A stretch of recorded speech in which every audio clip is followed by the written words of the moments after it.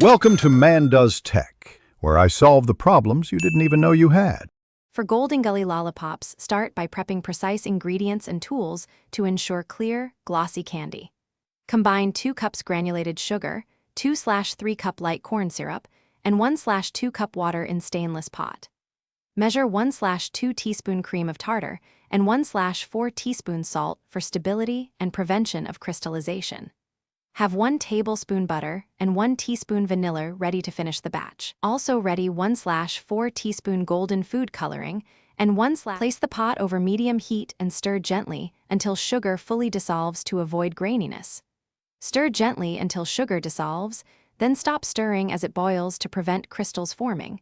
Clip a reliable candy thermometer to the pot.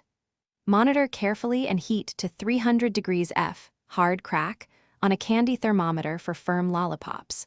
When it reaches 300 degrees F, remove from heat and quickly add 1/4 teaspoon golden food coloring and 1/2 teaspoon citrus oil. Then stir briefly to incorporate without introducing air. Work quickly because the syrup sets within seconds once off heat. Have molds and sticks ready. Pour 1 tablespoon per lollipop into silicone molds, filling each cavity without overpouring to ensure consistent size. Insert 3-inch sticks into the center of each pour and press slightly so they anchor as the candy sets. Let sit and cool at room temp for 30 minutes before unmolding to prevent sweating.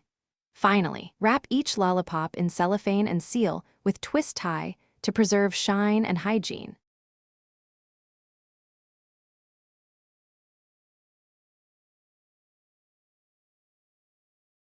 Thanks for watching. If you found this helpful, don't forget to like and subscribe.